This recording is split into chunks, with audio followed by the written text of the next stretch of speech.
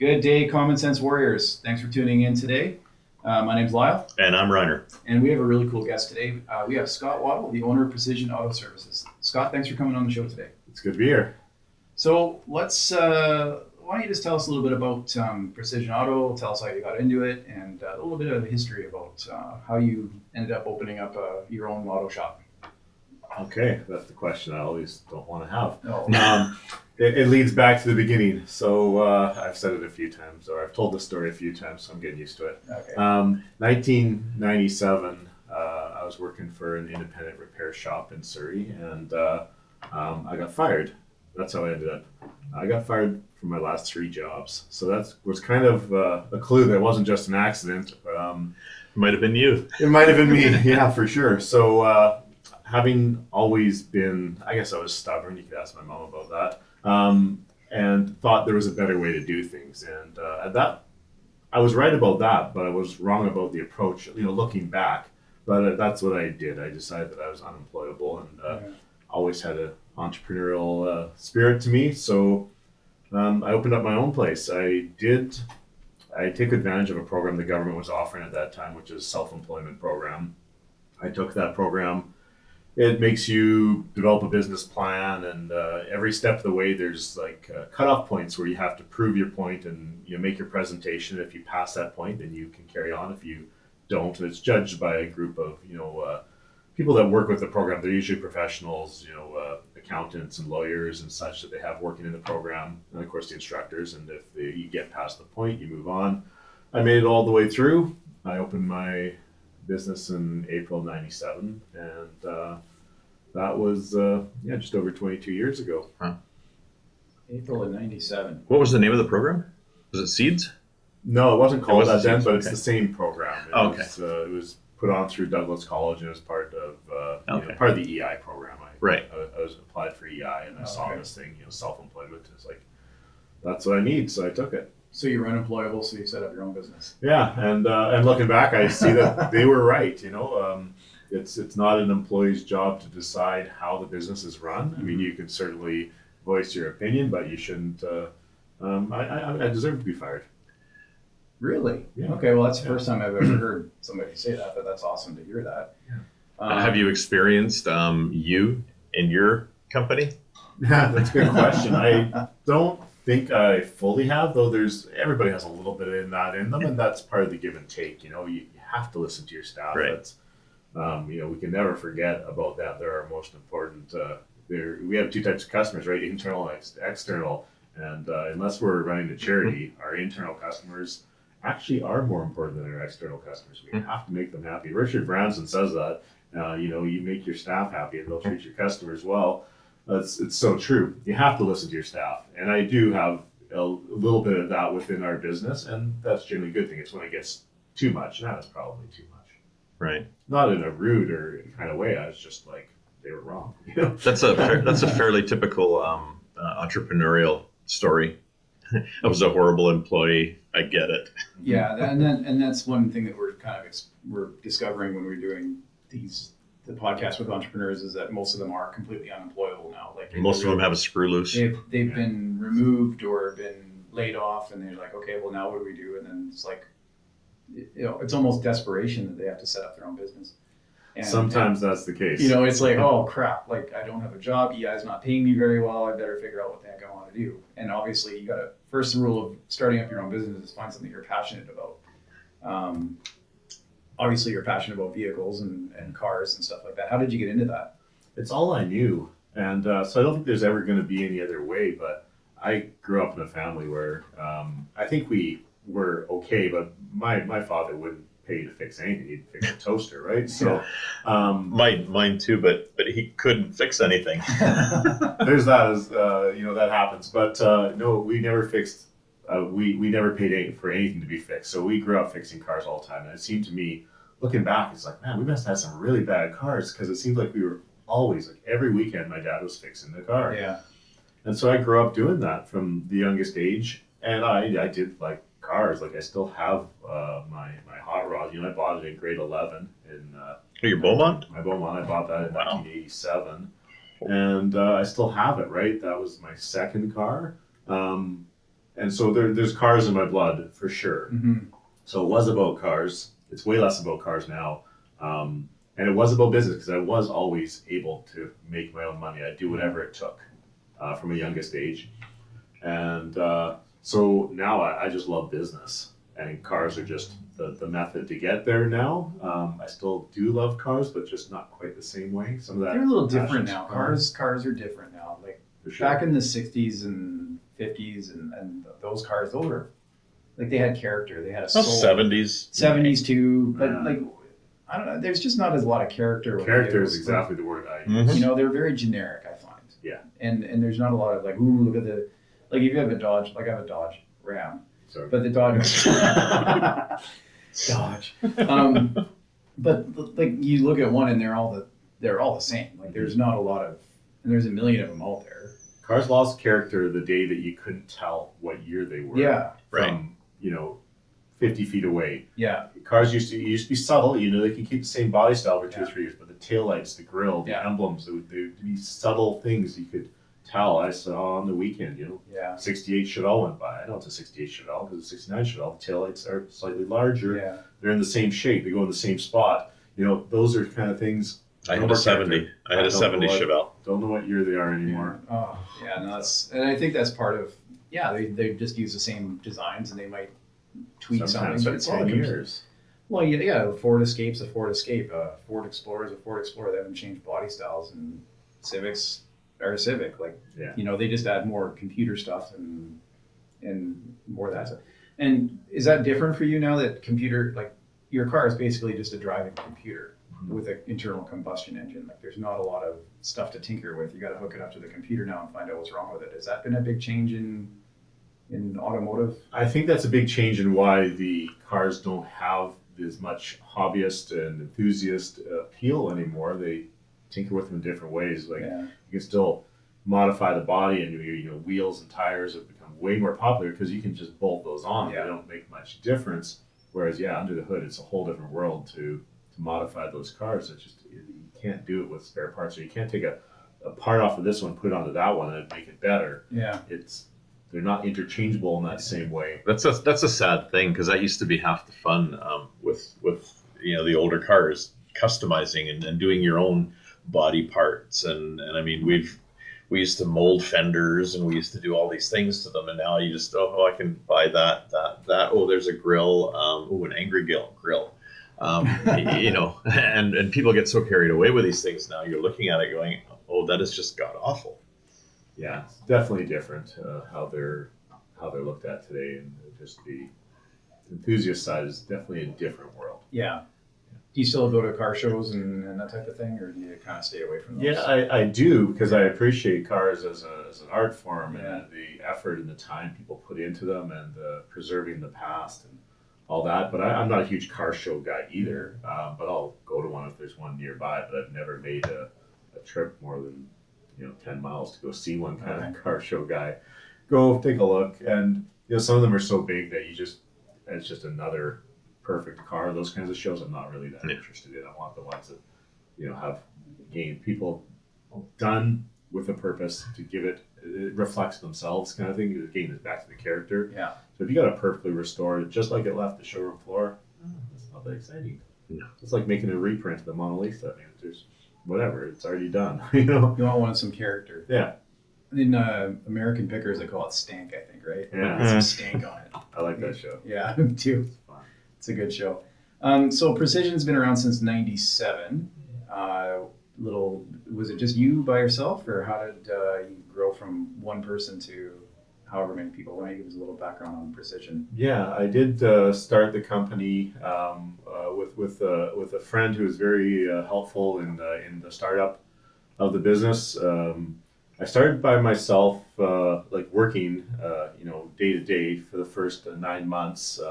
That person that helped me out, Louis, he was working somewhere else. He had a family. He had bills to pay and stuff, and couldn't take the same risk. And I was living at home and had none of those things. So after about 9 months, I think it was 9 months, he quit his job and came to work and worked together for 9 years. Probably about couple of years in, hired an apprentice. That apprentice stayed with us for a couple of years. Eventually, he went to Fort McMurray to make his fortunes. Unfortunately, it didn't work out well. He actually died in a traffic accident in northern Alberta. But around the time that we got the apprentice on board, I was able to start actually focusing on the business instead of, doing the day-to-day operations. So much so I was like the service advisor, was the sales customer service guy. But I started to be able to manage the business a little bit. And so that's when, I had to start taking some management training. The business training that you take in the self-improvement course was all good to get you up and running, but it was not nearly enough to get me anywhere for the long term. So I started taking automotive specific management training. I went to a course that Snap-on put on. I eventually hired that trainer to come into our shop for a day and, kind of tear into us a little bit further. And then I joined some business groups, and there was an automotive management group. They call them a 20 group, which is, a group of peers from all over, and you work together, collaborate, share best practices, ideas, and you work as your board of directors for yourself. If you got 19 of your peers look at your business and say, you should try this or you should be doing that, it'd be kind of crazy to ignore them. Many of them have become mentors. I'm still in contact with several of them, and this is like back in about 2000, I first started in one of those groups. They were really instrumental, but also a couple local business people were really important to me. Having mentors within the business you're in that are willing to give is so valuable.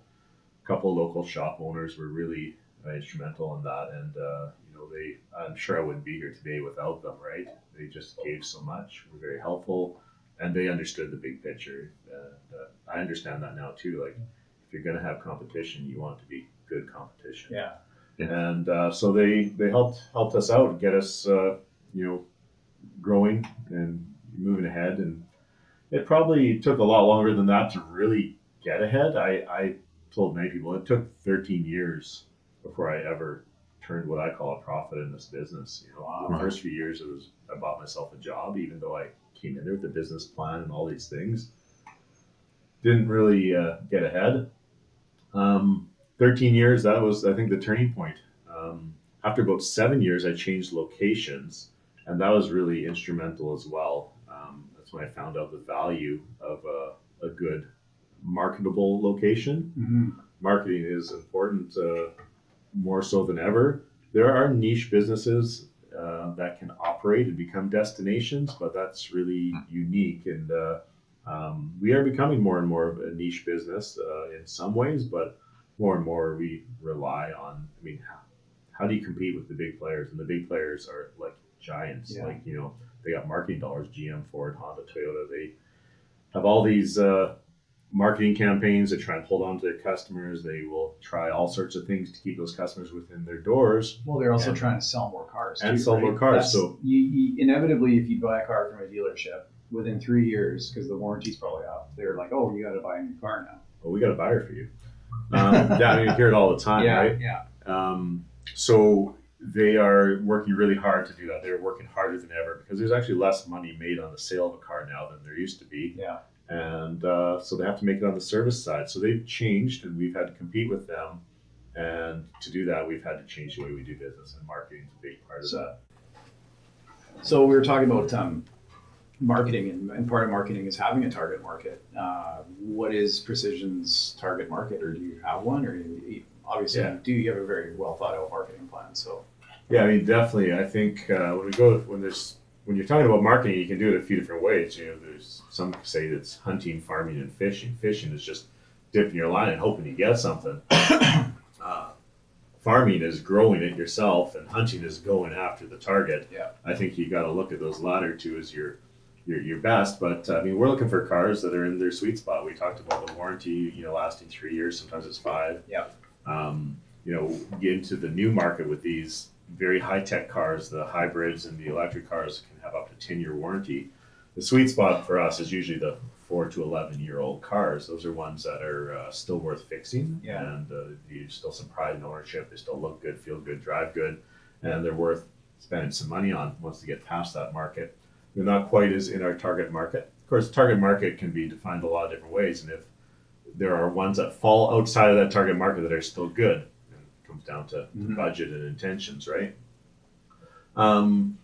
We, part of any marketing we do is to get people in the door. And what we've found with the move in location is that when we moved, after 7 years in business, the new location, which we've now been in 14 years, is way more marketable too.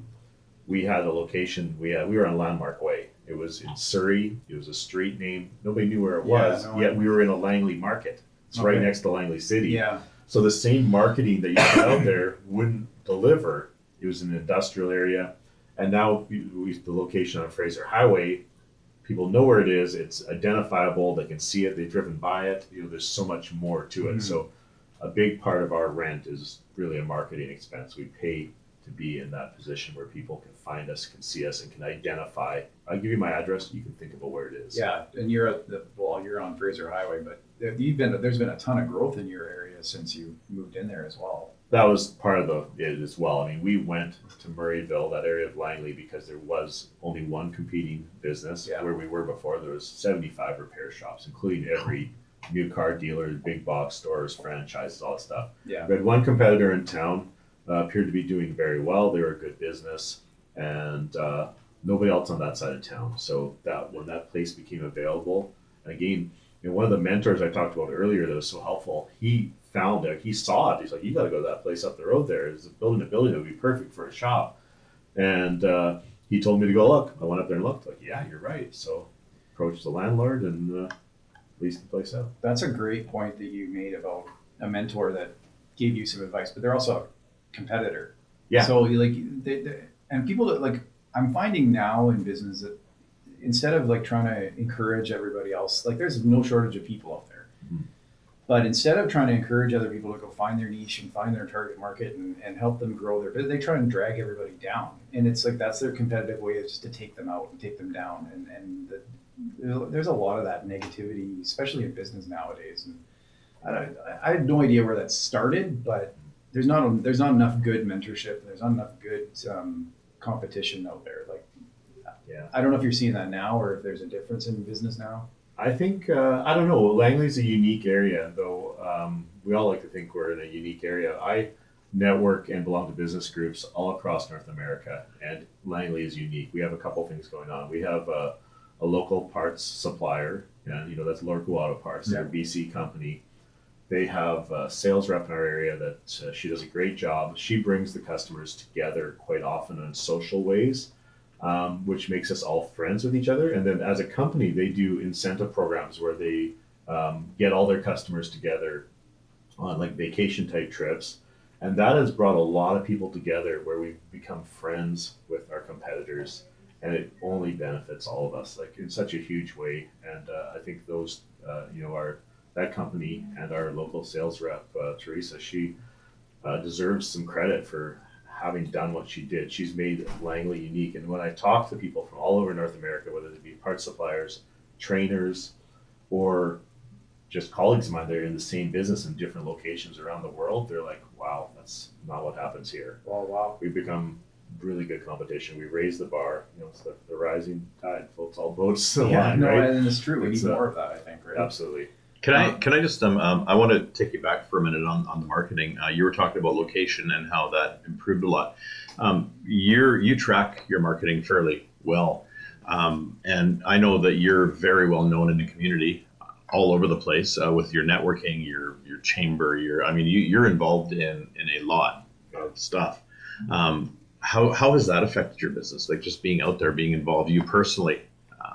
Yeah, that's it's opened a lot of doors. It's created a lot of business. It's made connections. It's made friends. So it's a little bit of everything. But we can give money to the Canadian Cancer Society or whoever, and I'm not saying that they don't do good work. I'm sure they do. But you never really see the end effect of it, right? We put our money into the grassroots where we can, whether it be the school down the road, whether it be the sports team. We give money to organizations that we don't even necessarily believe in, right? But we believe in their purposes is not always aligned with us, but at the grassroots, they're serving kids or the community in whatever way. And so that's all we're looking for, is to give back in ways that we know someone will really benefit from this. And so we keep it as close to home as we can. And sure, is it self-serving? In some way it is. I won't lie to you. Actually, we get back from everything we give. And what starts as a little turns into a snowball, just gets bigger. And networking is exactly the same way. You start small, you go to every meeting, and you go, what have I got here? 6 months later, I've had 3 customers. And then 6 years later, it's like every day there's a customer in the door that you met through this organization of networking. And then it spreads, and you put your time in, give it at the grassroots level, it comes back to you. Yeah. And well, you get back what you put in and then some. But you also have to put in the time. And I think that you said that, like 6 years later, 7 years later, like, after 6 months, and you okay, well, maybe you didn't get anything from it, but it takes years. Yeah, people don't notice it. You hear that story. 20 years later, it was an overnight success, right? Yeah. It's like that's how networking works. That's how business works. If you succeed within the first year, well, you probably won't be around in 5. That's just the way it is. Probably not. You can catch on to something, the rising, whatever it might be. Something that there's fads, there's stuff out there that you can jump on, and you can be the guy that rides it to the top. But people provide. There's lots of businesses out there that didn't adapt to their rising tide, like Kodak, for example. Perfect example. Perfect example of a company that was on the Dow, through the Dow 30, which is one of the 30 largest companies in the United States, and now it doesn't exist because of the change of consumerism. They didn't fully understand what their business was. Right. Right. And the railways and the airlines can be also looked at the same way. One day, everyone used to travel by rail. Yeah. And now they travel by plane. And if Santa Fe had figured that out, they might have opened an airline, because their job was transporting people, not the railway business, right? Not the goods. And maybe it was the goods. I don't know. But anyways, that's what we have to realize at the end of the day. Regardless of what you're doing, you're in the people business, and you have to figure out where they're going, and you have to take the risk. Well, and you said you're in the people business, and I think that reflects your the one that it's really hard to have good staff for a long period of time. You've kind of bucked the trend in that, especially in the automotive industry, where you see a lot of turnover. You've got people that have worked for you for 19 years, 20 years, something like that. 19 years for one, and then I got 2 that are around 13, 14, one of which is after 13 years, did this whole apprenticeship with us, has just decided to change careers to a bit.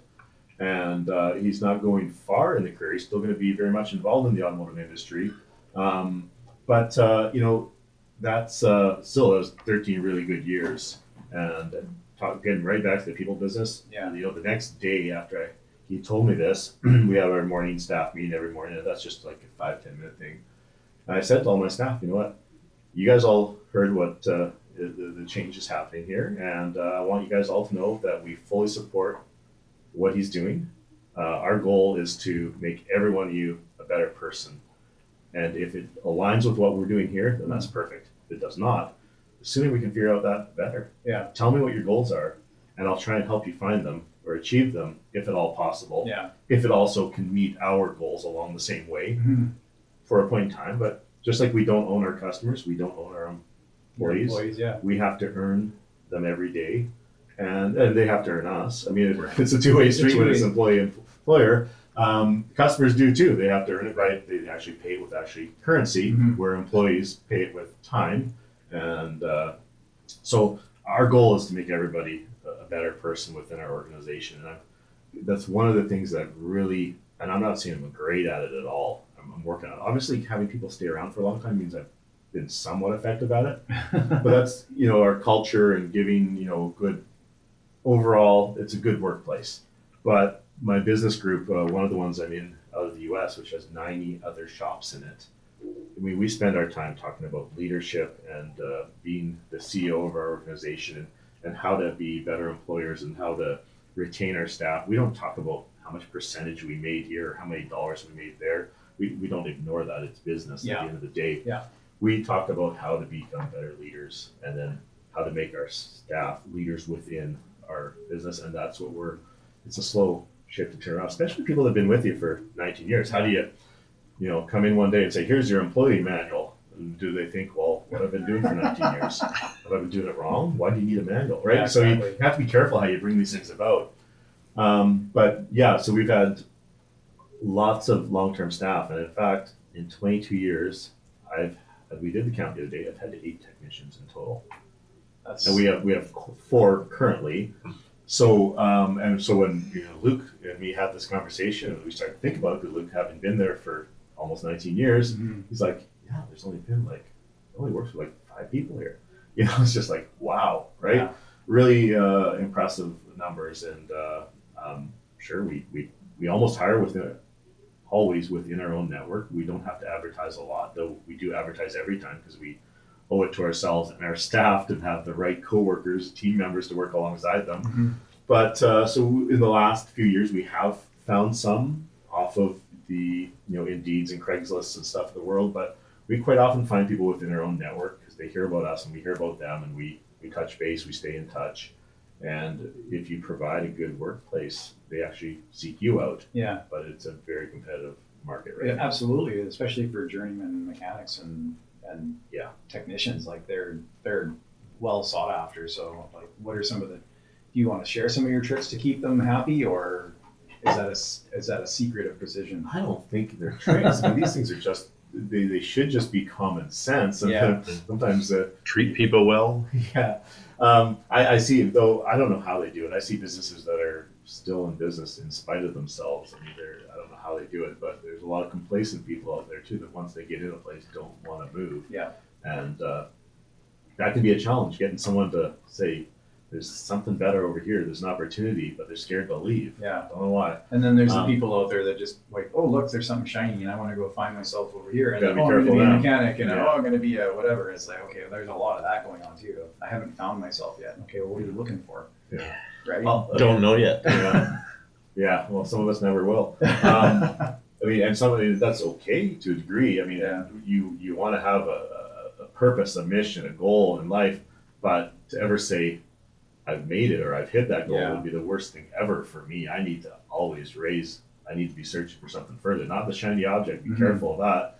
I've never too often chased that. I always have to have a goal, take on a bigger commitment, more rent, more people, more whatever. Yeah. But I don't know if there's a secret for keeping people. I'm not sure that I could explain it, but I just try and provide a good workplace and do things right and communicate. And communication is my absolutely the worst. I'm the worst at that. It's not one of my greatest skills. I'm working at it, but we have staff meetings every 2 or 3 weeks. We don't let things build up. We just stay in touch. Mhm. We talk and. It seems that you're it's a family affair, Mhm. Precision, because your wife works there, Yeah. your son works there. Some of like even on your website it says like, Luke, the gentleman's been there for 19 years or whatever. You're proud of the fact that he's got a family now, and that's his family's being provided for by working with your business, and obviously you're proud of that. So I think that's a big part of it. Like Right. Yeah, it all leads back to people. Yeah. But yeah, I mean, when Luke started, he was 19. He was single. He met his wife, Brianne. They got married. They've had a couple daughters since then. Carl was, he's the one that's just leaving after about 13 years, and he's got married and got a daughter now. Lawrence has 3 children. He's been with us 14 years. So some people have some have grown up with us, and some were already grown up and had families before. But as for our own family, I mean, my daughter really has no interest at all in the business, even when I try and open up all sorts of other possibilities, because it's not about cars, and but she doesn't have a lot of interest in that. But my son is hugely interested in every aspect of the business. That's really fantastic. And of course, Jackie works within the business, my wife, and if we can, we will keep doing that for as long as we can. Find that place. There's some challenges with family, of course, as to be expected in different ways. I really, on one hand, want my son to go out there and have an opportunity to work somewhere else, to experience different places. On the other hand, I'm honestly would be a little scared to let him go. Yeah. I mean, but I would never want to hold him back. So, but I really think he should go work somewhere else, even if it's within our industry. You got to go work for one of these guys, and see what it's like out there. We'll see if he ever will, but so far he's committed to doing his apprenticeship and earning his Red Seal. He's signed up for the work and trades program through the Langley High School. So he's going to come out of that with his level 1. He's already got the hours. He's going to come up with level 1 training. Then he could be Red Seal technician by the time he's like, 21 or 22. You can kind of fast track it because he's got all these hours in. He works every hour that he can and understands a lot about every part of our business. He can write an invoice. I mean, yesterday the software that we used came up with an update that blew out a bunch of functionalities, and he just went in there and fixed them intuitively. Whereas the rest of us have to ask questions. Where did they hide this? He figures it out. The more likely scenario is going to be he's going to put you out to go work for somebody else. It sounds like that'd be fun. He's got his head screwed on pretty well. Sounds like, and hard-working kid too, obviously. Yeah, and that is definitely, he loves to help. That's good. And he is a big part of a lot of the new technology we're looking into with the electric vehicles, with the hybrids. He's taken a real keen interest in them and showed me some of these things, which made me interested. And so we followed down that path. And I was always interested in technology. I'm always a big believer in let's embrace it instead of being scared of it. There's a lot of my colleagues within the industry that are scared of some of these new technologies. They're going to cost us jobs, cost us business, all this stuff, and they may be right. And with that attitude, they're 100% right. I mean, most attitudes are self-fulfilling.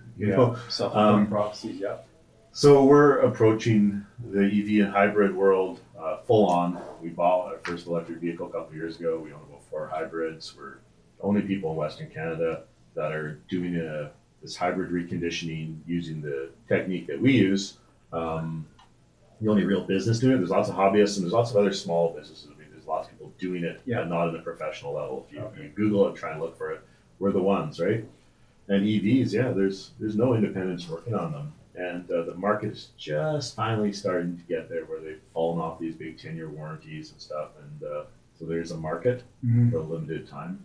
They can be expensive to fix. So we're, like everything else, the price will come down in time. Do you think that's the way of the future? Like, do you see most vehicles being...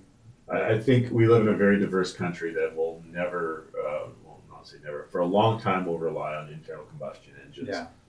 Just due to the logistics. And I mean, even us in Murrayville, you go just a few blocks, a couple kilometers east of us into Aldergrove, and sometimes the power goes up for 3 days. So if you weren't plugged in, or if you came home needing to plug in your car, you can't get to work tomorrow, and the power's out for 3 days. Well, that's not going to work.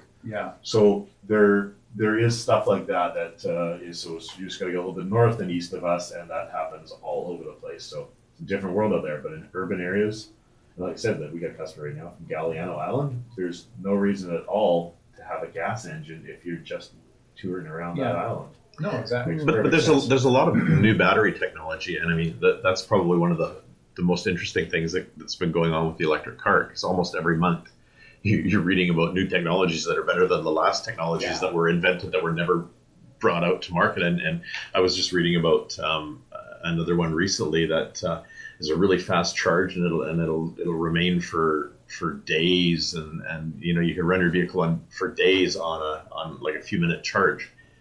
That's insane. Well, if that becomes commonplace, then that's fine. But there's not a lot of we don't have a lot of selection. Like if you need a vehicle that's a larger vehicle, like a truck or whatever, then you're out of luck. Like there's no options for you right now. I mean, these things are all going to come down. I mean, some of them are 10 years away. I mean, that technology we hear about today, by the time it gets to marketplace, is a ways away still, but it's coming. There's no doubt in my mind that electric vehicles are going to be our future, and it's going to change fast. I think people misunderstand how that's going to work. And will there still be gas and diesel engines? Yes, there will. But the adoption of EVs is going to happen very fast, and prices are going to adjust. I read a statistic just the other day that since 2012, electric vehicle battery costs have come down 84%. That's not 84% to the consumer yet. That's what they've come up with at the manufacturing level, and that will all get implemented. I mean, anything in the automotive world takes years to adopt. Right. And it has to pass all sorts of regulatory stuff and all that. So these things will not happen fast, but they're happening. And once, the battery is the only thing holding us back. It's the cost of the battery, and it's the range, and it's the time to recharge. 3 hurdles. And if you can get over those, and some people can get over those right now, which is simple changes to lifestyle. Other people will be like, no, I'm never going to get there. And that's fine by me. I mean, there's certainly more money in fixing internal combustion engines. I'm sure it's going to be tough on my industry. Yeah. The used market will be interesting. I know there's a lot of people that nowadays that, their only choice is to buy old cars and try and keep them running because, in the areas where we live in, everything's far away. And transit, not exactly that ranked up there as a usable form of transportation. So I know a lot of people, and myself, I've never owned a used or a new car. My wife, we bought her one a while back. But I've never owned a used car, I've never owned a new car, and a lot of people are like that. So the new technology is going to be an interesting transition for people buying old wrecks. I mean, literally, you could buy an old car wrecked and fix it up and make it run. The electric is going to be a little bit more daunting. I think, and there is some sort of weird obsession with our governments and public transit. And I don't know why that, if you go to Vancouver, they are so anti-car, they're even anti-electric car because they're having trouble putting electric charging stations in Vancouver in the downtown core. Now, it's fine in the downtown core, but once you get outside the downtown core and East Vancouver and West Vancouver, or West Van and the West End and Kitsilano, and it's not exactly like you can walk everywhere in Vancouver, and especially if it's raining. Cars aren't going anywhere, but what is this? I don't understand this obsession, and we're kind of almost in the Lower Mainland anyways at a big halt. Anybody who's in the Fraser Valley, it's like, oh, take transit. Well, we don't have transit. You get a bus once a day coming by your house. Not an option. It is not an option for anybody out here past the side of the bridge. And they're not gonna, they want to build more, but the cost is astronomical. So the car is not going anywhere. The vehicle's not going anywhere. Gridlock is not going anywhere. So they got to figure it out. And I think that if they're, and then now that they've mandated that by 2040, all new vehicles need to be electric vehicles. So that's fine. But in the meantime, we've got 20 years of dealing with internal combustion engines, gridlock, traffic, and whatever else. I don't know how it's going to be a painful 20 years if that's the way that they're going to do it. I don't know that they'll ever. I don't know that 2040 is actually achievable. It certainly is in urban areas. Makes perfect sense. But like I said, we're a very diverse country with vastly different climates, geographies, all these things, and density, which is the big issue. I don't know. I don't think mandating it is necessarily the best way. I think that if we can find a way to incentivize it correctly, which is gotta be careful because I know I hear all these people, oh sure, incentivize the cars for the rich people, only rich people can afford those cars and all that stuff. And that is certainly, I don't think that's the way to do it. I think there are some other ways to do it, but it'd be pretty complex to get into right now. Yeah. But anyways, I'm not sure about the 2040 thing, but I think let nature take its course. Well, and that would be, I think 2040 is way too soon. I think it's a noble proposition to try and have that, but I don't see that being a very feasible thing, especially with fuel prices going the way they are. And then they're saying they want to build refineries around here and to process the bitumen, bitumen or whatever, and on top of that, lower the price of fuel down. Yeah, those refineries happen to be the most expensive refineries. So you're looking at $30 billion for a refinery to refine bitumen. That's a tough pill to swallow as well. And on a sunset industry. Right. Yeah, exactly. It's a dying industry. I think that it's a dying industry for fuel, but I mean, we can't live 30 seconds without using oil. Right. Nowhere. I mean, it's surrounded by us. We're sitting on it. We're talking into it. We're looking at it. Yeah. It is everywhere. Yeah. So we're going to have oil for a long, long time. But whether we use it for a fuel, I don't think using it for fuel for a long time is in the best interest of anybody. No. But there are definitely exceptions that rule in a country like ours. And you kind of nailed on the head. If power goes out for more than a day, you can't go to work. Yeah. And I lived this last winter with the windstorms and the power outages. Last 2 winters have had power outages at my place for 2 and 3 days. Yeah, there are alternatives out there though for the oil. Even looking at the hemp plant with legalization stuff that's going on now. Now the industrial end of things is getting a little bit more of a look. And I mean, the hemp plastics are a really intriguing product that could come out of all this. So I'm interested to see where that goes, because it is starting to gain a little bit of steam now. There is a lot of hemp interest. I mean, wasn't it Ford that when he built the cars, like we're talking early in the 1900s, there was a body that was all made out of hemp that he was working on. I mean, hemp has been around forever. It's a great product. So I'm just curious to see where that goes and how that might affect the fossil fuel or the not the fuel, but the oil part of what we use the oils for. I think regardless, we've got 7 or 8 billion people on this planet, and everybody's using oil at some points in time. There's not very many people that aren't. So yeah, there's all sorts of alternatives, and we need to start working on them. Yeah. And we have to think about when we start subsidizing oil in any way, which we do in so many ways, that we should spend some of that money on trying to find alternatives that are cleaner and safer and such. But I mean, oil's become popular because it does such a good job. Yeah, it's very good. Portable, It's transportable, it lasts forever, which of course is a whole other problem. Yeah. We are going to run into trouble one day when we have no more room because we create so much garbage. Exactly. Yeah, Are we pretty well on that cusp right now? I mean, there's people trying to ship our garbage back to us. Yeah, in places for sure. Yeah.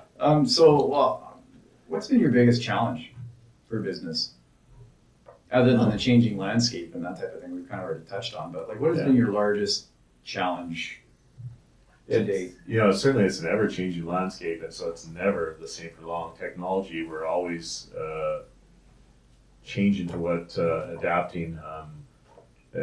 People. Although I believe that I've been very, very fortunate and successful with acquiring and retaining really good people. That is still a challenge. And then I think it's just the world around us is very competitive. We have big players that we're competing against, and there's a ceiling. You get to a point where we're working on products that are replaceable, and everybody likes having a new one. Yeah. And so when you start pricing yourself too high, you force them into buying a new one. Yeah. I'm worried that the automotive world is going to change to like the cell phone world has, where after 3 or 4 years, nobody wants the old one anymore. I think we are fortunately not going to get there for a while yet, but it is like, when you got a 4-year-old iPhone, does your kid want it? No. Like, what are cars gonna be like in a few years? The technology, the features they have, all that stuff. And can you just put me on a plan, $450 a month? That's what I got. You can keep me on that plan forever, because that's what people have done with their cell phones now. Nobody really buys one anymore. Put me on a plan. I get to change it every 2 years, and I've got the latest technology. Consumerism run wild. Yeah, I think that's the biggest fear I have for our industry. Cars are becoming extremely complex, just like the cell phone world. Yeah. And fortunately, they're worth a lot more money still. So people can't do that yet. They can't just say, sign up for 5 years. I mean, one of the local dealers, the Open Road Group, has a plan where for $3,500 a month, you can change cars, a luxury high-end car, 6 times a month, $3,500 a month, and you got to buy. The longer the subscription you buy, so if you buy 12 months, that price per month goes down. If you buy 2 months, it goes up. But I mean, that's for the ultra rich. Well, at least by our standards. Yeah. But that comes down to a level like that. Leasing cars is kind of at that point where, for $200 a month, you just get a car forever. You don't have to worry about it. You never own it. You don't get to make decisions. When the next payment comes, you don't get to tell the bank, I'm skipping this month. Yeah. When you own a car, you got some control over it. You can say, I'm going to put that repair off to next month, and then I'll do it the next, or whatever. People still look at a car as an asset. That day that's changing. Yeah. And the day is coming where that's going to be different. So that's a big challenge that I think we're going to have to face. The depreciation on your asset is becoming more and more, and the value that you hold in your vehicle is less and less. Like it used to be, okay, I got a new car, I'm going to take good care of it, keep the value up, and when I sell it, I'll get a good dollar for it. Now it just doesn't matter. Yeah, they depreciate very fast. And there's so many out there, right? So, well, I think this has been really good, and we'll have to get you back on, and we can dig a little deeper into precision and that type of thing. But you're not off scot-free yet, so don't. You're not off scot-free. Scot-free. You see what I did there? Yeah. We got a lightning round for you. So this is where we can. I wasn't warned about this. You weren't. Not too bad. All right. What we're going to do is we're going to ask you some simple questions. It's only a half a dozen. And just answer quickly. Don't think about it too hard. Just answer quickly. Well, actually, we've determined that there are some wrong answers, but we'll let you know. So, Scott, at what age do you want to retire? Oh, I don't know that I ever do. That's my answer. Invisibility or super strength? Invisibility. Place you most want to travel to? Back in time. Oh, Nice. Think outside the box. Well played. Do you like the smell of gas? A little bit. Only premium. Yeah, there's something about the smell of gas when you're working on the car. Yeah. Would you want to live forever? No. Cake or pie? Pie. Really? Me too. Very cool. Gotta love pie.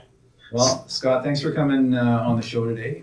You can find Scott. He's on 22575 Fraser Highway or precisionautoservice.com. Family business, been in business for over 20 years, and if you want to have your pride and joy taking very good care taken of it, take it into Precision Auto Service. And until next time, everybody, have some common sense out there.